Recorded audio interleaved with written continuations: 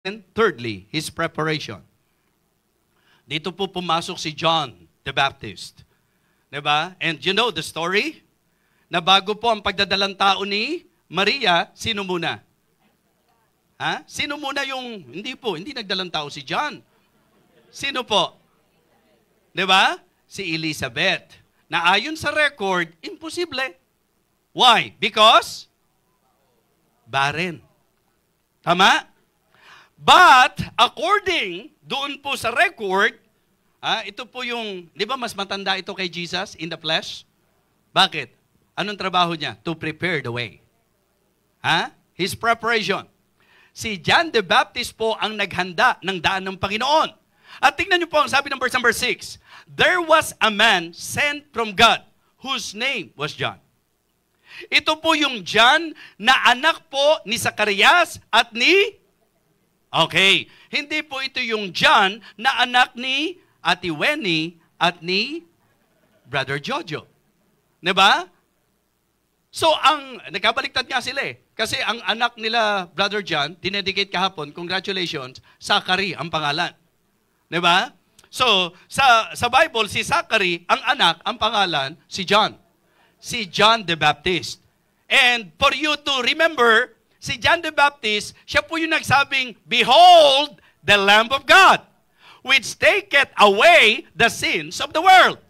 So kaya makikita nyo po na doon po sa record ng Biblia, even yung preparation at ang tunay na John the Baptist, gusto ko malaman nyo na yung Baptist doon, hindi sekta yun. Yung Baptist doon, hindi religion yun. Diba? So yun po yung nature ng ministry na ipinagkatiwala sa kanya, John the Baptizer. Diba?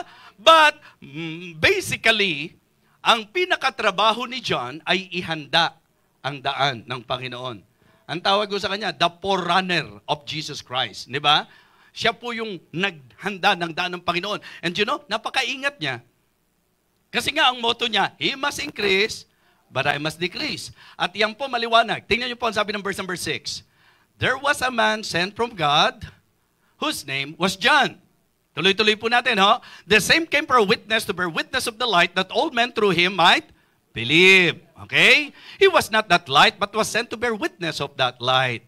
That was the true light which lighteth every man that cometh into the world. Okay? He was in the world, and the world was made by Him. Again, creator siya, di po ba? He was in the world, and the world was made by Him. And the sad truth is that, and the world knew Him not. Di ba? He came unto His own, and His own received Him not. Kaya sabi ng 12, but as many as receive Him, to them give Him power to become the sons of God, even to them that believe in His name. Ito yung mga ipinanganak sa Espiritu, na ipinanganak hindi sa dugo, hindi sa kalooban ng laman, hindi sa kalooban ng tao, kundi sa kalooban ng Diyos. So yan po yung klaro doon. So, His preparation. And it is also good to consider the manifested Christ, yung kanyang plan, yung kanyang purpose.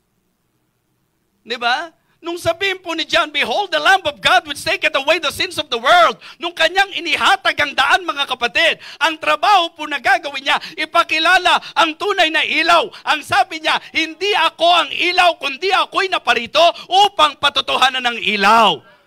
Mga kapatid, yan ho ang trabaho natin ngayon. Opo, ang sabi ng Panginoon, ye are the light of the world. But actually, hindi po tayo yung masasabi nating actual light. We are just the reflection of the true light. The true light is no other than our Lord Jesus Christ, and we are here to bear witness of the light, and that is what John did. And you know, it is good to understand the purpose. Why Jesus Christ manifested in the flesh. Di ba? So yung naging plano na siya po ay ipapanganak, yung naging propesiya tungkol sa kanyang kapanganakan, yung plano na ito, mga kapatid, napakaganda ng plano. Ang tawag dito, plan of redemption. Diba? Yung plano ng pagtubos. Kaya doon sa plano, kaalinsabay, yung clear presentation ng Word of God about His purpose. Why Jesus Christ was born. Why? Jesus manifested in the flesh. The answer to that question will lead us to understand the purpose. Why? Bakit po? Bakit siya pinanganak? Matthew 1:21. And she shall bring forth a son, and thou shalt call his name Jesus, for he shall save his people from their sins. Diba? At tatawagin mo wika, ang pangalan niyang Jesus. At kanyang ililigtas ang kanyang bayan sa kanilang mga kasalanan. So kaya, the manifested Christ, He is the only Savior. Nung meron po ako naibigay sa inyong mensahe, why Jesus Christ came. Remember that message? Number 1, diba? To demonstrate the wondrous love of God. Number 2, to deliver us from the wrath to come. Number 3, to destroy the works of the devil. May mga talata pa nga tayo dyan eh. Di po ba? Yung John 3:16, for God so loved the world that He gave His only begotten Son, that whosoever believeth in Him should not perish, but have everlasting life. Romans 5:8, but God commended His love toward us in that while we were yet sinners, Christ died for us. 1 John chapter 3, verse number 1, behold, what manner of love the Father hath bestowed upon us, that we should be called the sons of God. So yung pag-ibig, mga kapatid, na hindi po pwede na makakumpara ng kung sino-sino. Kaya yung pagkakahayag ni Jesus sa laman, yan po ay para i-demonstrate yung napakadakilang pag-ibig ng Diyos. Diba?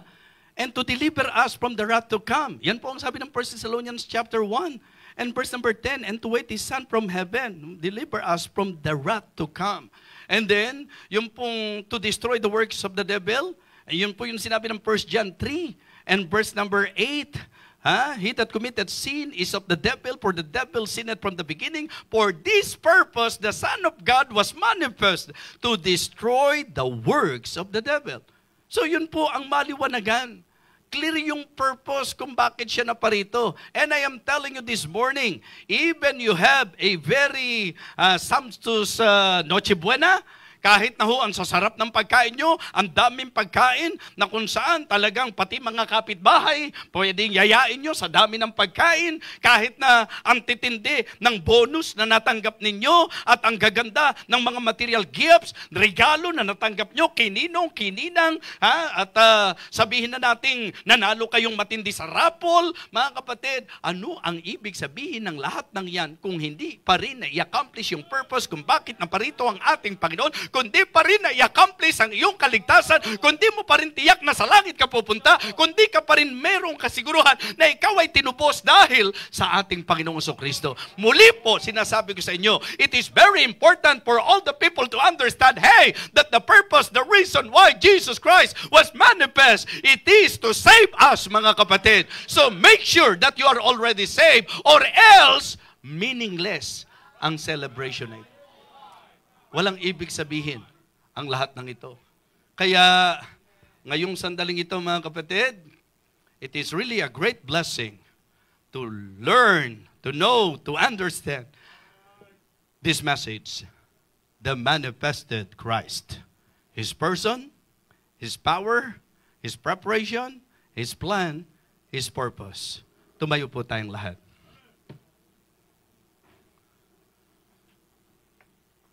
Sa malinaw na presentasyon ng salita ng Diyos, just try to imagine, Diyos, iniwanan ang luwalhati ng isang Diyos, bumaba sa lupa, nagkatawang tao, sa layunin na tayo po ay matubos. Kaya para sa akin, ang dapat celebration na ginagawa ng mga Kristiyano is more of thanksgiving. Dapat ang pagdiriwang natin sa okasyon na ito, dapat mas nakasentro sa pasasalamat. Kung Kristiyano ka, kung ligtas ka, dahil hindi ka masasave kung walang Diyos na nahayag sa laman. Kung walang Diyos na nagbigay ng kanyang sarili. Kaya siguro itong altar na ito, magandang mapuno ng mga mananampalataya na talagang labis at lubos ang pasasalamat, papuri sa Diyos. Dahil tayo po'y naligtas sa pamagitan ng ating Panginoon, ang Kristo na nahayag sa laman.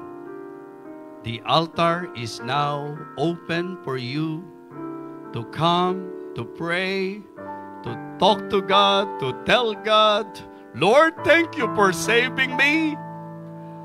Thank you for giving me the best gift ever. The gift of salvation. The gift of eternal life.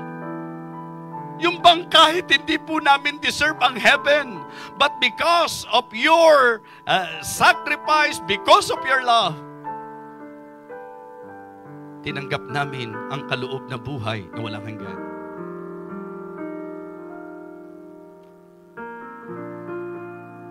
Huwag kang patangay sa pagtanaw ng mundo sa okasyong ito. Kristiyano tayo. Kahit walang masarap na Noche Buena, kahit walang maraming material na bagay, kahit hindi maraming pera, we can celebrate this occasion with thanksgiving because we are saved. Because the purpose of the manifestation of our Lord Jesus Christ was accomplished in your life because you are saved. Yun po ang main reason.